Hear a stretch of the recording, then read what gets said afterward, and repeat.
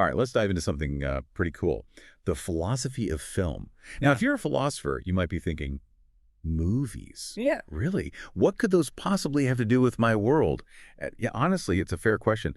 But this deep dive is all about showing you how much these two seemingly separate worlds actually intersect. We're using the Stanford Encyclopedia of Philosophy as our guide. It's like this huge online encyclopedia of philosophical wisdom. So Yeah, let us buckle up. in. What's fascinating about film is that it raises some of the same fundamental questions that philosophers have been grappling with, like forever. Questions about the nature of reality perception, art ethics, you name it.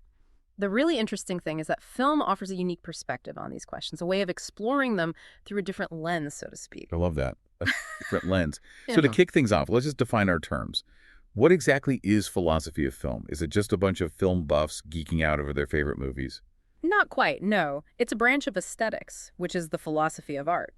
But what makes philosophy of film so interesting is that it's not just philosophers doing the thinking. We've got film scholars, theorists, even filmmakers themselves adding their voices to the conversation. That makes sense. Film is such a collaborative art form. It seems only natural that the philosophies surrounding it would be equally multifaceted. But here's something I've always wondered. Was film always considered a legitimate art form? I mean, in the beginning, wasn't it seen as just a form of cheap entertainment?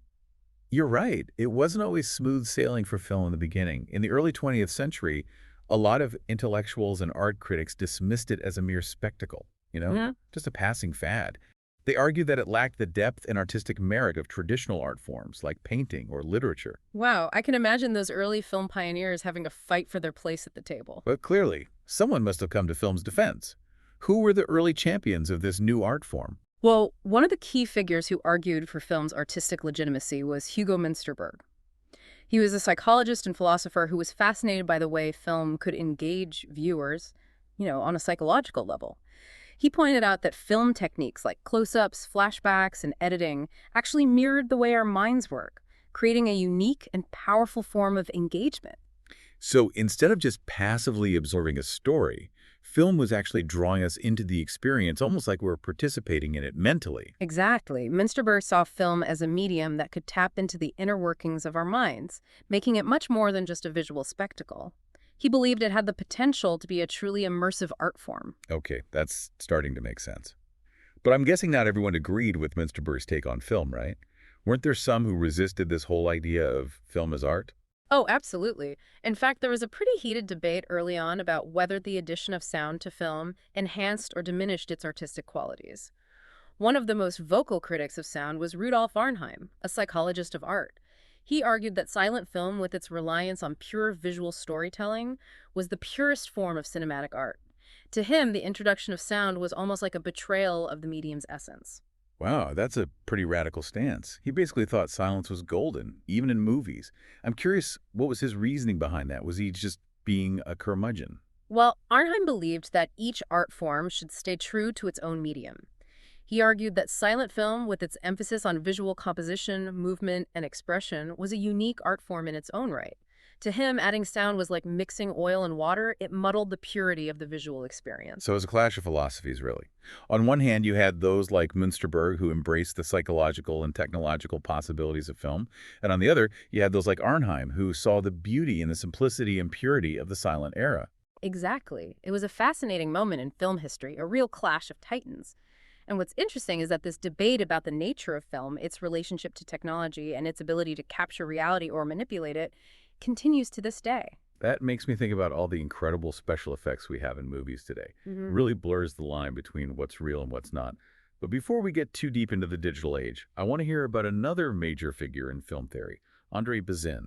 Didn't he have some strong opinions about realism in film? Bazin was a huge proponent of realism, but his take on it was a bit different than just trying to perfectly mimic the look of the real world, you Yeah. know. He was fascinated by how techniques like long takes and deep focus could reveal aspects of reality that we might otherwise miss. Imagine a scene where the camera stays fixed, but multiple things are happening in the foreground and background, all in sharp focus. It's like life itself, complex and layered. So instead of manipulating reality, Bazin wanted the camera to be almost like a fly on the wall, just capturing things as they unfolded. It sounds like he really trusted the power of the image itself to convey meaning. Exactly. He believed that those long takes and deep focus shots allowed viewers to really contemplate the scene, to engage with it in a more active way. It wasn't about dictating what the viewer should see or think, but rather providing them with a rich canvas to explore. It's interesting because that debate about film as a window onto reality or as a carefully constructed illusion is more relevant than ever today with the rise of digital filmmaking. Think about all the CGI and visual effects in modern movies. It makes you wonder what reality even means anymore in the context of cinema. It's a great point, and it ties back to that earlier question of whether film can truly be objective or whether it always involves some degree of manipulation. But even in Bazin's time, there were films that played with our perception of reality in fascinating ways, especially through the use of unreliable narrators. Ah, yes, unreliable narrators. Those characters who twist the truth, leaving us to piece together the real story. It's such a clever storytelling technique, but it also raises some interesting philosophical questions about how we interpret narratives and the nature of truth itself. Absolutely. One classic example of unreliable narration is Max Ophuls' Letter from an Unknown Woman. Ophuls was a German-born filmmaker known for his visually stunning and emotionally complex melodramas. In Letter from an Unknown Woman, the entire story unfolds through the voiceover of a woman who's recounting her lifelong, unrequited love for a man. But as the film goes on, we start to realize that her memory might be a bit, shall we say, selective. So she's not outright lying, but maybe embellishing certain details or conveniently forgetting others to fit her own romantic narrative. That's so devious, but also incredibly compelling. Exactly. And it makes us, the viewers, question everything we've seen and heard. Who is this woman, really? Can we trust her version of events?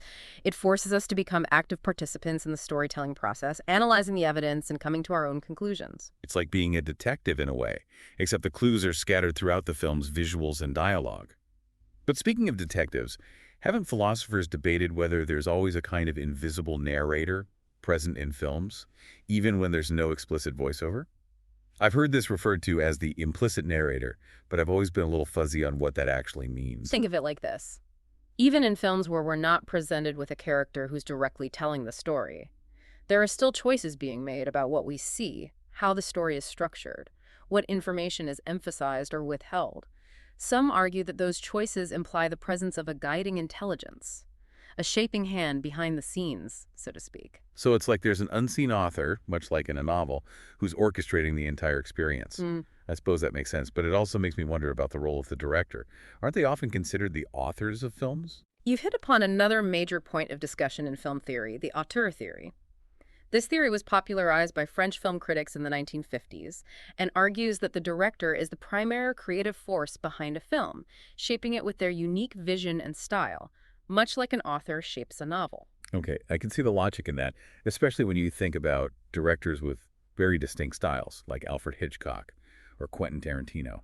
You can always tell a Hitchcock film just by the way it looks and feels, even if you don't know it's his beforehand. Exactly. The auteur theory suggests that those stylistic flourishes are not just random choices, but rather expressions of the director's personal artistic vision. They are the fingerprints of the author, so to speak. But I'm guessing this theory has also been challenged, right? After all, filmmaking is such a collaborative process. You're absolutely right. Critics of the auteur theory point out that it tends to downplay the contributions of other filmmakers, the screenwriter, the cinematographer, the editor, the actors, who all play crucial roles in bringing a film to life. It's like giving all the credit for a symphony to the conductor, but ignoring the contributions of the individual musicians. And haven't some people also argued that the auteur theory ignores the influence of studios and broader film industry on the creative process? Precisely. The auteur theory, while seductive in its simplicity, doesn't always account for the complex realities of filmmaking. It's a good example of how a single theory, while offering valuable insights, can't fully capture the multifaceted nature of film and the philosophical questions it raises. Speaking of questions, one that has always fascinated me is how we, as viewers, connect so deeply with fictional characters. I mean, we know they're not real, yet we laugh with them, cry for them, get angry on their behalf. How do philosophers explain this phenomenon? It's a question that has puzzled philosophers for centuries, and there are many theories about how and why we engage emotionally with fictional characters. One idea that's often discussed is the concept of identification. So we're basically seeing ourselves in those characters, projecting our own desires and fears onto them. That's part of it. We might identify with a character's struggles, aspirations, or values, allowing us to experience the world through their eyes and emotions. But it's not always that straightforward. Sometimes we find ourselves drawn to characters who are very different from us, even those we might consider morally ambiguous. That's true. I mean, I'm not a serial killer, but I can still find myself fascinated by a well-developed villain in a movie or TV show. What's going on there? Well, some philosophers argue that our emotional engagement with film goes beyond simple identification. They suggest that we engage with films through our imaginations. As we watch a film, we're constantly imagining scenarios and outcomes, filling in the gaps in the story with our own thoughts and emotions. It's like we're co-creating the story in a way, using our own minds to bring it to life. Yeah. That's a really intriguing idea. It is, and it opens up a whole new set of questions about how film works on us psychologically and how it can tap into our deepest emotions and beliefs. I'm starting to see how the act of watching a film can be much more than just passive entertainment. It can be an active, even philosophical experience, engaging us on multiple levels. Precisely. And this brings us to another fascinating area where film intersects with philosophy, its ability to reflect and comment on the world around us. You mean how films can tackle social issues, explore political themes, or even challenge our moral assumptions? Exactly. For a long time, there was a tendency to dismiss popular movies as simply entertainment, escapist fantasies that offered little in the way of social commentary. But philosophers of film have increasingly recognized the potential of film to engage with the complexities of the real world. So instead of just providing us with a temporary escape, films can actually make us think critically about society, challenge our biases, and even inspire us to make a difference. Absolutely. And they can do this in a variety of ways, from subtle character portrayals to more overt messages embedded in the plot. For example, Stanley Kramer's Guess Who's Coming to Dinner, released in 1967, tackled the highly controversial topic of interracial marriage, exploring the prejudices and anxieties surrounding this issue at the time. That was a pretty bold move for its time, especially considering the social and political climate of the 1960s. It's amazing to see how film can reflect the changing values and beliefs of society. Absolutely. And a few decades later, Spike Lee's Jungle Fever revisited the theme of interracial relationships, but from a different perspective, critiquing the limitations of racial integration and exploring the complexities of race and class in America. It's fascinating how filmmakers can use similar themes or scenarios to explore social issues in different ways across different eras. It's like holding up a mirror to society, revealing both its progress and its ongoing challenges. Exactly. And it highlights the power of film to be more than just entertainment. It can be a powerful tool for social commentary, a catalyst for dialogue, and a force for positive change. But there's one final question that looms large in the philosophy of film, a question that we've been circling around throughout this entire deep dive. Can film actually do philosophy? Can it go beyond just raising philosophical questions and actually contribute to philosophical thought itself? That's the big one, isn't it? It's one thing for a film to make us think about philosophical issues, but can it really engage in the kind of rigorous analysis and argumentation that we typically associate with academic philosophy? It's a question that has sparked some pretty heated debates among philosophers. Some argue that films can, at best, serve a heuristic function, meaning they can help us think about philosophical questions in a new way, but they can't replace the rigor of philosophical discourse. So it's like the difference between reading a book about physics and actually conducting experiments in a lab. One can inspire and inform, but the other is the real deal. A good analogy. But even those who hold this view acknowledge that films can play a valuable role in making philosophical ideas more accessible and engaging for a wider audience. I can definitely see that. Think about movies like The Matrix, which explores questions about reality and free will, or Memento, which delves into the nature of memory and identity. Those films might not be presenting airtight philosophical arguments, but they certainly get people thinking about those concepts in a way that a dense philosophical text might not. Right. And some philosophers, like Stanley Cavell, would say, well, film is philosophy. He saw film as sharing philosophy's concern with skepticism, with how we make sense of the world and our place in it. So Cavell would say that watching a film can be just as philosophically rich as reading, say, Descartes or Plato. Yeah, in a way, yes. He saw film as engaging with those same big questions about knowledge, reality, and the self, but through a different medium. But isn't there a difference between just like raising those questions and actually offering, rigorous arguments or solutions the way philosophers typically do? Yeah, that's the heart of the debate.